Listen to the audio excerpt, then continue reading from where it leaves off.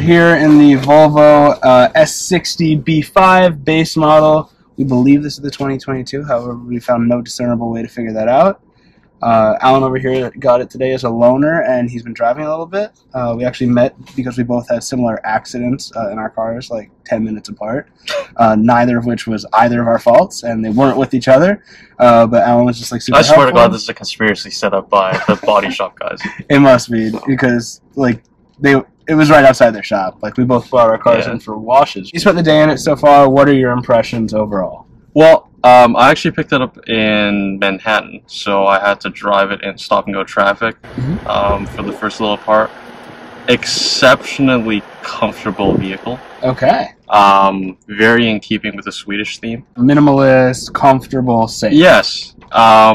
These seats were the first definite highlight for me. When you sit inside the seat, it's like, just picture a Swedish sauna. You know, the water dripping down. And these seats just... They're so supportive. They're so comfy. I mean, I have a backpack in my lap, and I'm still comfortable. Like, the side bolstering is key. Nothing sporty, but, like, just the right amount of, like, scoliosis prevention. Yeah, I mean, like, thigh support definitely leaves something to be desired for, but then again, I have abnormally long legs. And I have very short legs. For me, they are pretty good, but I could see this being annoying long term. Especially one thing to point out is the start-stop system. Because this is mild hybrid, the electric assist takes start-stop, which is a technology that is generally pretty intrusive and I tend to turn off, into something that's completely unnoticeable. That's really good. The seamlessness is a hard thing to achieve. Yeah, like I did not. At first, I didn't even know this had start-stop. That's how seamless it was. What, you can't feel it? Or? No, you can't at all. That's really good. Yeah, but you know, great to drive in town. When I did get it on more open roads, that's when it started showing its, I guess, completely comfort-oriented characteristics. Okay. So that's the engine tuning, the dampers, the rigidity everything of the chassis. Is very mushy. Okay. But that's not necessarily a bad thing, you know. Like, I think, you know, you and I, Max, we both look for something that's sporty, engaging. Yeah, we want to. And this is not that whatsoever. I mean, don't get me wrong; it's competent. You know, you won't find yourself in a situation where you genuinely feel like you're losing control of the vehicle. So this isn't gonna roll in like a slow turn. No, not at all.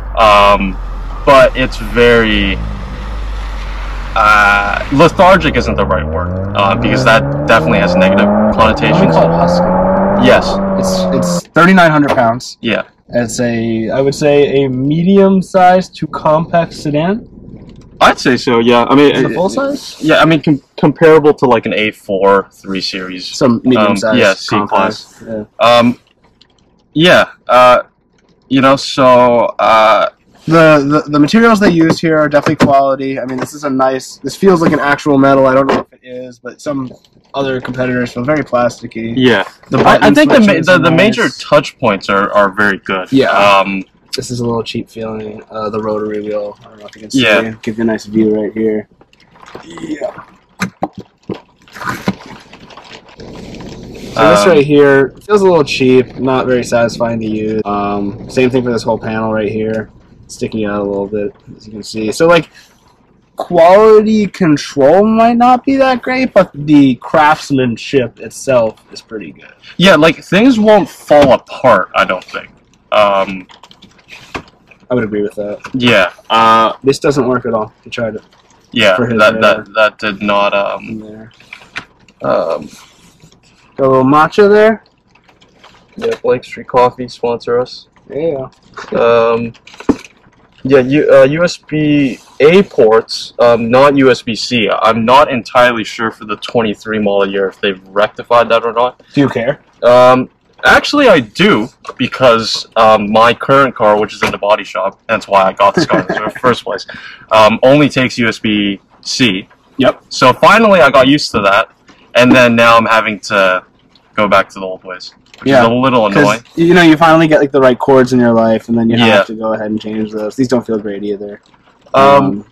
just to put that out there. But I think this car, this little Swedish flag label right here. I think that really says it all, is because this car is just so. It doesn't try to be the status quo, which is chasing sportiness. And when you have competition like the 3 Series and the A4 and the C-Class, those are so good at what they do that they almost appear to be the same car. It wasn't what it used to be, where it was just universally known to be somewhat of a dorkmobile. I thought it was the Subaru of its day, where it was super safe, very family-oriented, comfortable, and a little bit luxurious, and just nothing more. Correct. And now what is it to you? I think now it's very chic. Yeah. Yeah. There's a lot of room here. Everything looks fancy, right? Yeah. And it's very comfortable. I think you said it yourself, you're in a Swedish sauna. Yeah. And everything's very plush, right? Exactly. Except for this. I don't know why I touched this. It's kind of hard. Yeah, but really, this is the best car to, hop right into after your car's been hit by a bus. Yup. And your mind's going a million miles an hour. So with that said, I think we're going to take it for a spin. We're going to do a little bit of stop-and-go traffic. We're going to do a little bit of hooning. It is raining, though, so yes. Probably going to take it a little easy because we would hate to destroy 3 cars in 2 days. Yes. But, we're going to take it for a spin and let you know how it tracks. Yeah, so this mutes all torque, which is going for the luxury vibe for sure. Right now, I feel this car is heavy. The turning is abysmal. It's really, really, really bad. It's anything but direct, and it kind of has that numbness of like no feedback in addition to a really loose steering. This brake pedal is so non-refined for a comfort car. Like, the bite is really strong when I breathe on it, and then once I'm actually getting in there, it's a lot of mush.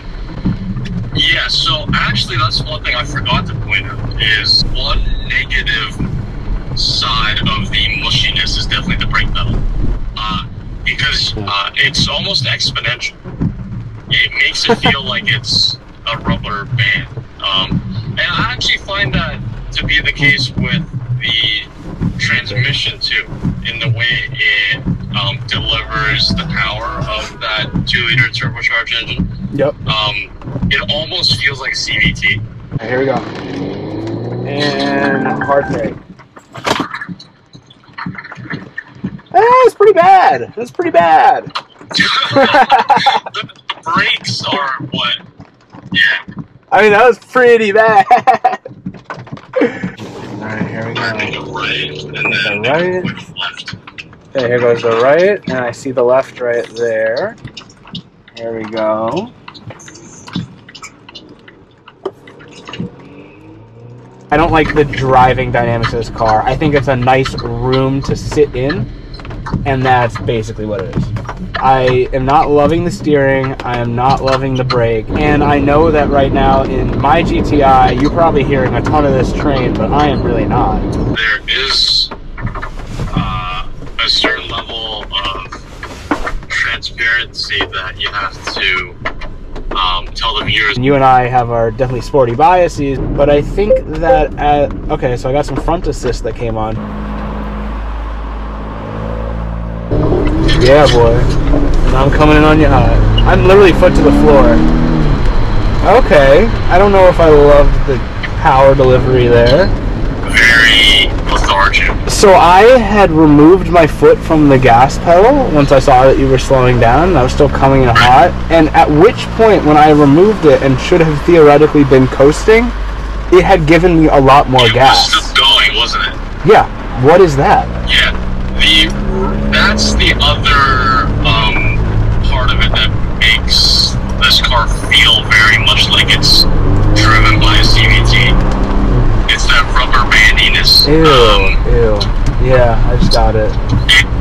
I don't know if this is the transmission or the fact that this engine has horrendous revving, or the combination of both. Like something out of a cartoon. They're not mainstream choices. Yeah, no one's buying this because their friend has the 3 it. Series, the C Class, the A4. Exactly. Is there any configurability in this gauge cluster? No.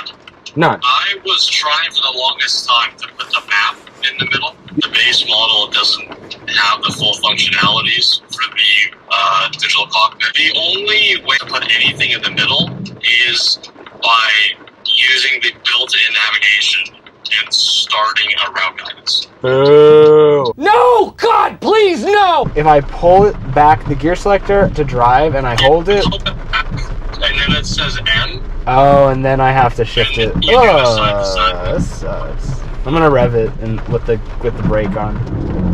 Oh! Oh! Oh, God, did you hear that? That sounded awful. And also, the brakes did not hold the tire. The other thing is, as far as I can tell, there's no drive modes. Oh, definitely not. I mean, there's manual and that's it. Well, I mean, I think if you're a driver that's looking for a more sporty persona from your car, there is the R design, which I believe adds sports suspension with paddles and drive modes. To this? Isn't that kind of missing the point of the car? Yes, it is. The only thing that they should definitely add is like a different gearbox for further refinement. Is the only thing that would that I would trim up on this in terms of driving. Volvo, they're in this transitionary period where they're going all EV because EVs are perfect for refinement. And then in terms of like cornering, like is it brutal? Like, or do you feel like you're holding on for dear life, or do you think it's like pretty complicated? It definitely errs on the side of I'm driving a medium-sized sofa. But you got then the lazy again, boy effect. Volvo knows their customers very well, which is why I think they're doing really well sales-wise, is because there's people that just want to cruise on the very inside lane at the speed limit and not ever do anything remotely aggressive. If I'm within 3 miles of my house, I go from like full-on animal to like I'm barely touching the gas and I'm coasting at 20 because I'm going to get a ticket if I go 26 miles an hour. Exactly. So I think that this is the car you want to be in for that. Yeah. It mutes the noise. Here in Queens, there's a lot of bridges that we tend to drive under. If you're in a car that is kind of erring towards the economy vehicle side, you're going to hear all that. You're going to feel all that. It'll shake your cabin. Yeah. I think that this is a more solid place to be. How are the speakers in this? They're okay. Oh my god, dude, I can't get this thing in a drive. There we go. It's so hard to tell.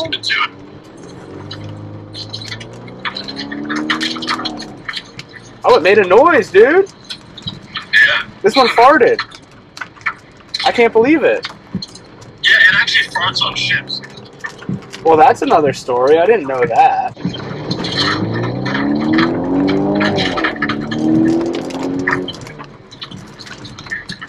So the brakes I would have looked at the splash. What? If I had gotten the splash? I was going to hit the car. If not. The splash probably looked good on camera. Did I get the splash or no? Yeah, you hit it. Perfect.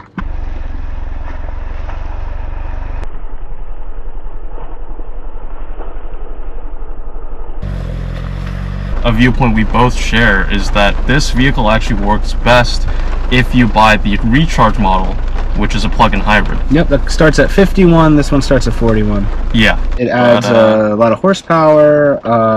We do not know how seamless it is relatively to this. This one has been, and this is what they call the mild hybrid, which basically means that it has a battery, but the battery is just there to aid the engine in its normal output and relieve it.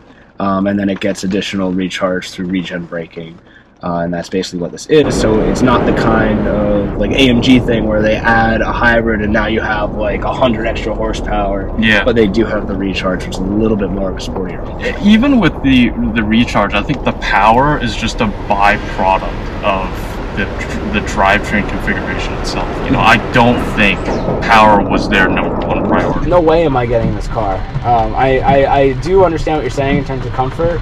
But man, I would rather be in a GV70. I would rather be in a 3 Series. I would rather be in a C300. I would rather be in a Lexus ES350. I would rather be in an Audi A4. I would just rather be in everything else. Now this, I feel like this is cheaped out to almost the same level. Volvo still is, yes, their sales have risen, they've become more mass market and less of a niche thing, but ultimately, when you are this focused on comfort, it comes at the detriment of all the other qualities that make a car well-rounded. But an Audi A4 can do 80% or 90% of that comfort without sacrificing anywhere near as much of the athletic quality to make a sports sedan. I think that is the best said. I totally agree with that. But I just, something about me does not agree that the comfort is good enough that they forewent all of the fun stuff. I feel like I'm still yearning for some comfort. The steering wheel is heavy and laborious. Like, it's really using like my arm muscles. Not that I really have any. And the brake and the gas are too close to each other. So I feel like I'm trying to like do like a heel toe over here or something. Yeah. They're just too close, and I keep slipping off of the brake and hitting the gas. I think that these windshield wipers are kind of used because they're squeaking way too much. I mean, you also do have to keep in mind it's a rental car, so they Assume it's been abused. like exhibit B, just the tires. They're literally one of those cheap off brands. Yeah, it's not good when you've never heard of the brand. Yeah. So it's clear the Volvo S60 is a vibe. But what kind of vibe is it? It's not sporty, it's not compliant, and trust me, it is not predictable. It's an exercise in quietness and sleek visuals. While stepping into it might feel like an oasis, driving it feels like walking a manatee. There's a lot to be said for the S60 B5. It's a nice place to relax, a very protected environment, and a great place to be when the rain's pouring down. Having said that, this car is not for enthusiasts. It's for people who just want to get from point A to point B as calmly as possible. I'm Max. And I'm Alan. Thanks for joining us on 10/10ths Car Reviews.